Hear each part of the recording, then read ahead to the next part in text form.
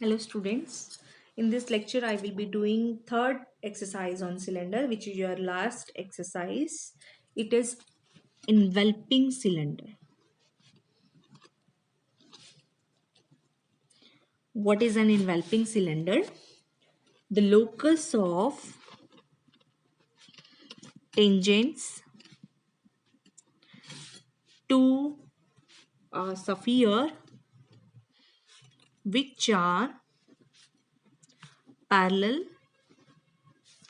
to a given line is a cylinder and is called enveloping cylinder. ठीक है, अब क्या है, ये थियोरी है कि कोई सफियर है, उस सफियर के ऊपर टेंजेंट्स हैं, right, this is a sphere, उस पे टेंजेंट्स अगर आप लेते हो, ठीक है, जो किसी एक लाइन के पैरेलल हैं सारी की सारी वो टेंजेंट्स, तो वो सारी टेंजेंट्स मिलके क्या बनाती है, एक cylinder, and that is nothing but the enveloping cylinder of the sphere. ठीक है, इस तरह से कुछ बनेगा सब जगह, जब आप देखोगे तो इसके साथ चारों तरफ ये जो लाइंस बनाएंगी एक सिलेंडर बनाएंगी। ठीक है, that is called enveloping cylinder of the sphere, right. हाँ जी, तो how to find equation of, बस इसमें एक ही आर्टिकल है, वो आर्टिकल अगर आपको समझ आ गया then you can do any question of the exercise as well as of exam. Equation of the enveloping cylinder of the sphere x square plus y square plus z square equal to a square, whose generators are parallel to the line x upon L, y upon n, z upon n। ठीक है, हमने उस equation, उस enveloping cylinder की equation find out करनी है जिसके generator जो है इस लाइन के पैरेलल, राइट। हाँ जी, solution,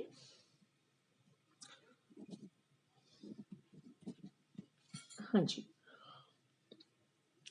late x1 y1 z1 be any point on the locus। ठीक है, तो अगर ये लोकस का पॉइंट है, लोकस मीन्स क्या है, enveloping cylinder, enveloping cylinder means it is the generating, it is generated by tangents to the sphere, so it will be point on the tangent to this sphere। ठीक है, so और उस tangent ने इसके parallel रहना है, so what is the equation of tangent to the sphere through x1 y1 z1 क्या होएगा, x minus x1 upon L, y minus y1 upon m, z minus z1 upon n। Any point on this tangent will be of the form LR plus x1, y equal to mr plus y1, n equal to z equal to nr plus z1। ठीक है, now this point, ये जो point है, this is any for some value of r, this point will also lie on the sphere, because what is the tangent, tangent is the line which touches the sphere only at one point। ठीक है, तो r की किसी एक value के लिए ये जो पॉइंट है ये क्या होगा, स्फीयर के ऊपर होगा। ठीक है, for one value of r this point will lie on sphere। ठीक है, सो अगर सफियर के ऊपर है तो इसकी इक्वेशन को सेटिस्फाई करेगा, that is l r plus x1 का whole square plus m r plus y1 का whole square n r plus z1 का whole square, that will be equal to a square. ठीक है, so thereby you will be finding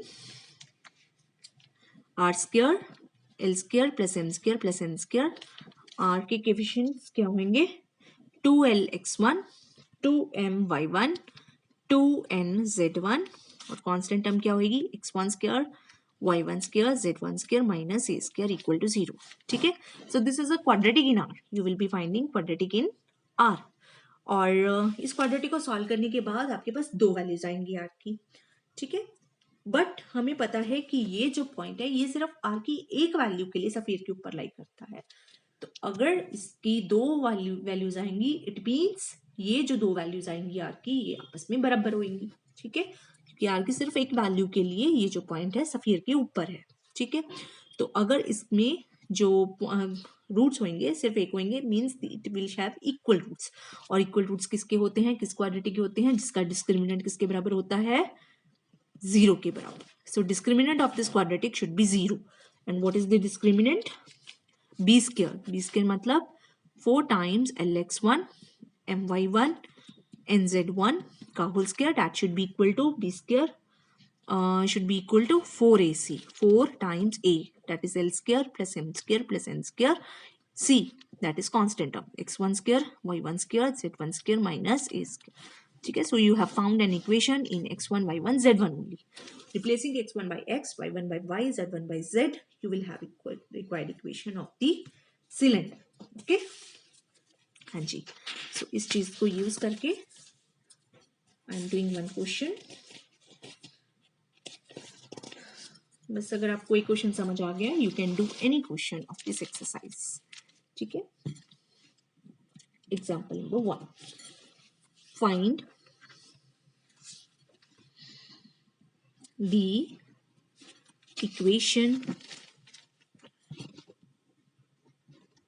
of the enveloping cylinder of the sphere x square plus y square plus z square minus 2x plus 4y equal to 1, having its generators parallel to the line x is equal to y is equal to z, ठीक है। हमने उस enveloping cylinder की equation find out करनी है जो किस sphere का है, x square plus y square plus z square minus 2x plus 4y equal to 1 का है, और उसके जो जनरेटर्स हैं वो किस लाइन के पैरेलल है, x equal to y equal to z. तो हमने बिल्कुल एज इट इज उसी तरह से प्रोसीड करना है जैसे हमने आर्टिकल में प्रोसीड किया था। Okay, so let x1 y1 z1 be any point on the locus, ठीक है। So what is the equation of tangent? It means this point is on the tangent which is moving, ठीक है। The equation of tangent through x1 y1 z1 parallel to the line x equal to y equal to z is, हाँ जी, इसके direction ratios क्या है, 1 1 1, तो इससे पास करना है 1 1 1, उसके डायरेक्शन रेशियोज हैं। So what will be equation of tangent, x minus x1 upon 1, y minus y1 upon 1, z minus z1 upon 1. So let this be equal to r. So any point on this tangent will be of the form r plus x1, y equal to r plus y1, z equal to r plus z1, ठीक है। So for one value of r, this point will lie on the given sphere. So उसकी equation को satisfy करेगा, r plus x1 का whole square, r plus y1 का whole square, r plus z1 का whole square minus 2 times r plus x1 plus 4 times r plus y1 equal to 1, ठीक है। सो यहाँ से आपके पास एक क्वाड्रेटिक आएगी r में, हाँ जी।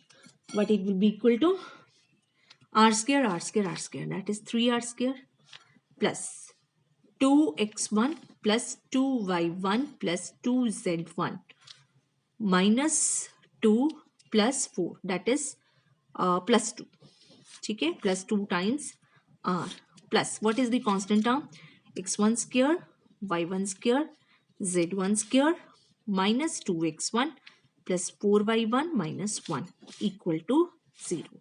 So you will be having, you are having a quadratic in r, ठीक है, और the above quadratic has equal roots, therefore discriminant will be 0, ठीक है।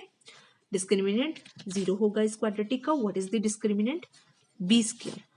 2x1 2y1 2z1 plus 2b square should be equal to 4 times ac.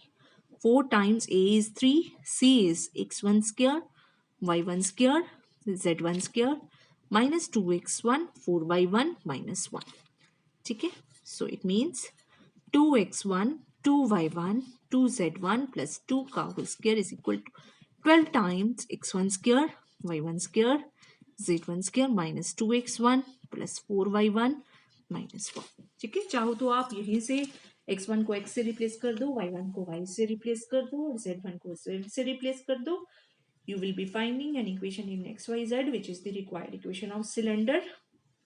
या फिर आप इस equation को सॉल्व कर लो. ठीक है. सॉल्व करना मतलब स्क्वायर खोलना, मल्टीप्लाई करना, राइट साइड को लेफ्ट साइड पे लेके जाना और इसको पर्टिकुलर फॉर्म में लेके आना. राइट. चाहो तो उस तरह से कर दो अगर आपके पास टाइम है. राइट. सो इसकी एक्सरसाइज का विच इज योर एक्सरसाइज 8.3 एक के क्वेश्चन बिल्कुल सेम है. ठीक है. और उसमें कोई दिक्कत नहीं आएगी. All you just need to know the article हमने कैसे किया है वो समझ आना चाहिए.